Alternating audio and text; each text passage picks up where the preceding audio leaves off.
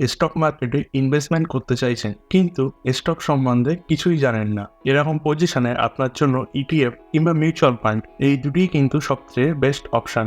তবে আপনার জন্য এই দুটির মধ্যে কোনটি সবচেয়ে বেস্ট, ইটিএফ না মিউচুয়াল ফান্ড?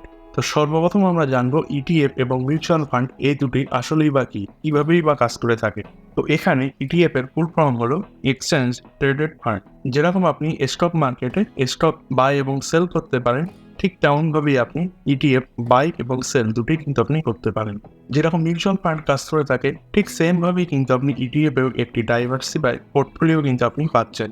এবং অপরদিকে মিউচুয়াল ফান্ড সম্বন্ধে আপনাদের একটু মোটামুটি আইডিয়া থাকবেই।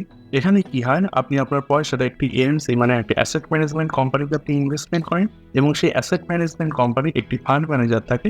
সেই ফান্ড ম্যানেজার তার ইচ্ছা মতোই সে তার যে দূরদর্শিতা সেই অনুযায়ী কিন্তু সে বিভিন্ন স্টকসে ইনভেস্টমেন্ট করে এবং তার মাধ্যমে কিন্তু আপনি একটি সেখান থেকে প্রফিট জেনারেট করতে পারেন। তো এবার চলুন আমরা এই ইটিএফ এবং মিউচুয়াল ফান্ড এই দুটির মধ্যে আমরা ডিটেলসে একটি কম্পেয়ার করে দেখব। এর মাধ্যমে আমরা বোঝার চেষ্টা করব কোনটি আপনার জন্য বেস্ট। তো এখানে আমরা দেখতে পাচ্ছেন এক সাইডে আমরা বিভিন্ন ফিচার্স নিয়ে নিয়েছি এবং তারপর নিয়ে নিয়েছি ইটিএফ সেকশন এবং তারপর নিয়ে নিয়েছি মিউচুয়াল ফান্ড সেকশন। প্রথম পয়েন্ট আমরা নিয়েছি, আপনারা দেখতে পারেন ম্যানেজমেন্ট। তো যখন আপনারা ইটিএফ কিংবা মিউচুয়াল ফান্ড যে কোনো একটিতে যখন আপনারা ইনভেস্টমেন্ট করেন সেটি কিভাবে ম্যানেজমেন্ট হয়ে থাকে। তো এখানে কিন্তু দু রকমের ম্যানেজমেন্ট হয়ে থাকে, একটি হলো অ্যাক্টিভ ম্যানেজমেন্ট এবং অপরটি হলো প্যাসিভ ম্যানেজমেন্ট। তো অ্যাক্টিভ ম্যানেজমেন্টের মানে হলো যেখানে আপনাকে ফ্রিকোয়েন্টলি ডিসিশন নিতে হবে।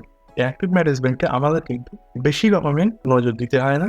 অপরদিকে আছেন প্যাসিভ ম্যানেজমেন্ট, সেখানে কিন্তু আপনাকে খুব কম ডিসিশন এবং খুব কম প্যারামিটারেই কিন্তু আপনার জাজ করতে হবে। এটি আপনি আপনার সময় মতো করতে পারেন, আপনার কিন্তু যে কুইকলি করতে হবে সেটি কিন্তু প্রথমে কিন্তু এখানে বিষয় নেই। তো অ্যাক্টিভ ম্যানেজমেন্টের থেকে প্যাসিভ ম্যানেজমেন্টটা কিন্তু আপনার জন্য সব থেকে বেটার অপশন। এবং অপরদিকে যদি আপনি এখানে ইটিএফ এর কথা বলেন, এটি কিন্তু মোস্টলি প্যাসিভ ম্যানেজমেন্টের মধ্যেই কিন্তু আসে। তাই ইটিএফে যদি আপনি একবার ইনভেস্টমেন্ট করে দেন, এখানে কিন্তু কোনো রকম ফান্ড ম্যানেজার থাকে না, ডিসিশন নেবে যে এই শেয়ারটা কখনই আপনি সেল করবেন কিংবা কখন আপনি বাই করবেন। তাই এটি কিন্তু আপনাকেই খেয়াল রাখতে হবে। সেই জন্য কিন্তু ইটিএফ মোস্টলি প্যাসিভ ম্যানেজমেন্টের মধ্যে কিন্তু আসে। অপরদিকে মিউচুয়াল ফান্ডের মধ্যে আপনার কিন্তু অ্যাক্টিভ ম্যানেজমেন্ট এবং প্যাসিভ ম্যানেজমেন্ট দুটোই কিন্তু আপনি পাচ্ছেন। আপনি আপনার ইচ্ছা মতো কিন্তু এখানে ইনভেস্টমেন্ট করতে পারেন। এবং মিউচুয়াল ফান্ডের আরেকটি সুবিধা হলো এখানে কিন্তু অ্যাক্টিভ এবং প্যাসিভ দুটি ক্ষেত্রেই কিন্তু একটি ফান্ড ম্যানেজার থাকে।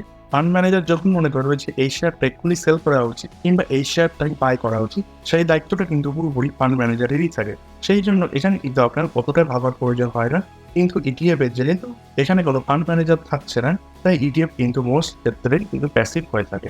নেক্সট অপশন আছে বাইং অর সেলিং। তো এখানে যদি আপনি ইটিএফ কিংবা মিউচুয়াল ফান্ড এটি যখন আপনি বাই করবেন কিংবা সেল করবেন, সেক্ষেত্রে কি কি অপশন আপনি অ্যাভেলেবেল পাচ্ছেন, চলুন আমরা এই দুটি ক্ষেত্রে কম্পেয়ার করে দেখি। তো ইটিএফ এর ক্ষেত্রে এখানে একটি অ্যাডভান্টেজ আছে। ইটিএফ কিন্তু আপনি যখন ইচ্ছে তখন কিন্তু আপনি বাই করতে পারেন এবং যখন ইচ্ছে তখন কিন্তু আপনি সেল করতে পারেন। ধরুন মার্কেট আজকের দিনে ওপেন আছে এবং তার দুপুর 12টার সময় আপনার মনে হলো যে আপনি এখন ইটিএফ বাই করবেন, তো তখন কিন্তু আপনি গিয়ে ইটিএফ বাই করতে পারেন এবং সাথে সাথে কিন্তু আপনার যে হোল্ডিং সেকশন আছে সেখানে কিন্তু আপনি ইটিএফ দেখতে পারেন, মানে আপনি যেটা বাই করছেন। এবং যদি আপনি সেল করতে চান একই রকম ভাবেই কিন্তু আপনি সাথে সাথে সেল করে এখান থেকে বেরিয়ে আসতে পারেন। তো এখানে যদি আপনি মিউচুয়াল ফান্ডের কথা বলেন, সেক্ষেত্রে কিন্তু আপনার ডাইরেক্ট অ্যাসেট ম্যানেজমেন্ট কোম্পানি আছে, তার মাধ্যমেই কিন্তু আপনার বাইং কিংবা সেলিং সেটি কিন্তু আপনার করতে হবে। তো এখানে যখন আপনি কোনো মিউচুয়াল ফান্ড বাই করবেন, তখন যে বাই অর্ডার আপনি প্লেস করবেন সেটি কিন্তু সরাসরি অ্যাসেট ম্যানেজমেন্ট কোম্পানির কাছে যাবে। আপনি কোনো ব্রোকারের থ্রুই যদি করে থাকেন, তারাও কিন্তু সেই রিকোয়েস্টটা কোনো অ্যাসেট ম্যানেজমেন্ট কোম্পানির কাছে যাবে এবং তারপরে কিন্তু আপনার সেটি পোর্টফোলিওতে শো করবে এবং সেটি কিন্তু 2-3 দিনও রাখতে পারে। নেক্সট অপশন আমরা রাখছি এক্সপেন্স রেশিও। তো এক্সপেন্স রেশিও কিন্তু এই দুটি প্যারামিটারের ক্ষেত্রে খুব একটি গুরুত্বপূর্ণ একটি পয়েন্ট, কারণ এখানে ইটিএম এবং মিউচুয়াল ফান্ড এই দুটির মধ্যে কিন্তু এক্সপেন্স রেশিও অনেকটাই তফাৎ আছে, অনেকটাই কিন্তু ফারাক আছে। তো এখানে কিন্তু যদি ইটিএফ এর ক্ষেত্রে দেখেন, এখানে কিন্তু মিউচুয়াল ফান্ডের তুলনায় কম এক্সপেন্স রেশিও মানে লো এক্সপেন্স রেশিও আপনি দেখতে পারেন, কারণ এখানে কিন্তু কোনো রকমের ফান্ড ম্যানেজার নেই। সেই জন্য এখানে যে এক্সপেন্স রেশিও সেটা কিন্তু অনেকটাই কম।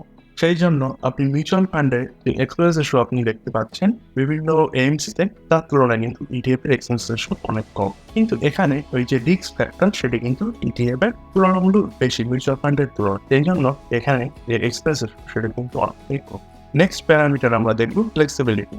তো ফ্লেক্সিবিলিটির ক্ষেত্রে আপনি ইটিএফ এর ক্ষেত্রে দেখতে পান যেহেতু এখানে ট্রেড হয় সেই জন্য এখানে কিন্তু আপনি যে মার্কেট যখন চলছে সেই সময় কিন্তু আপনি বাই এবং সেল দুটোই করতে পারেন, এটা কিন্তু সাথে সাথেই হয়ে যায়। কিন্তু মিউচুয়াল ফান্ডের ক্ষেত্রে এটি কিন্তু ডে এন্ড, মানে আপনি যদি বাইও করেন সেখানে দিনের শেষে যে এনএভি প্রাইস থাকবে সেটিতেই কিন্তু আপনার বাই হবে, কিংবা যদি আপনি সেল করেন সেক্ষেত্রে কিন্তু ডে এন্ড, এবং যদি আপনি সেল করেন সেক্ষেত্রে যদি ডেট ফান্ড হয় তাহলে কিন্তু হয়তো আপনার 24 ঘন্টার মধ্যে টাকা আপনি পেতেও পারেন আপনার ব্যাংক অ্যাকাউন্টে, কিংবা যদি ইকুইটিতে হয় তাহলে কিন্তু আপনি কোনোভাবেই একদিনের মধ্যে আপনার পয়সাটা কিন্তু আপনি পাচ্ছেন।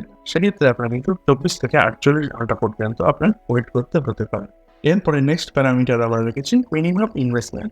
তো এখানে ইডিএফ এর ক্ষেত্রে কিন্তু আপনার মিনিমাম ওয়ান কোয়ান্টিটি আপনার বাই করতে পারেন, একটি শেয়ার কিন্তু আপনার এখানে কিনতেই হবে। এবং মিউচুয়াল ফান্ডের ক্ষেত্রে ন্যূনতম কিন্তু আপনাকে 100 টাকা ইনভেস্টমেন্ট করতেই হবে।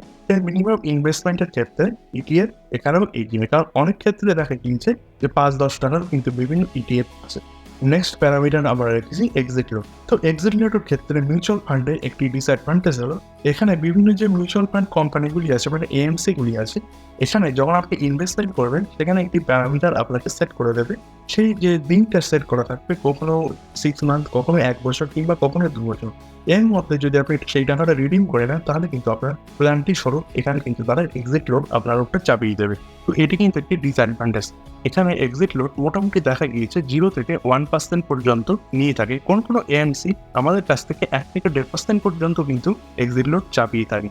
কিন্তু অপরদিকে যদি আপনি ইটিএফ এর কথা বলেন, এখানে কিন্তু কোনো রকমের এক্সিট লোড নেই, কারণ এটি যেহেতু মার্কেটে ট্রেড হচ্ছে সরাসরি, তাই আপনি যখন খুশি বাই এবং যখন খুশি সেল করতে পারেন। ঠিক অপরদিকে মিউচুয়াল ফান্ডের ক্ষেত্রে যারা সুইং ট্রেডার, যারা শর্ট টাইম ইনভেস্টর, তাদের ক্ষেত্রে কিন্তু মিউচুয়াল ফান্ডের এটি একটি ডিসঅ্যাডভান্টেজ, কারণ তারা কিন্তু যখন খুশি বাই এবং সেল করতে পারছে না। যদি তারা করে থাকে তাহলে কিন্তু প্ল্যানটি স্বরূপ 0 থেকে 1% তাদের কাছ থেকে এক্সিট লোড কেটে নেওয়া হবে।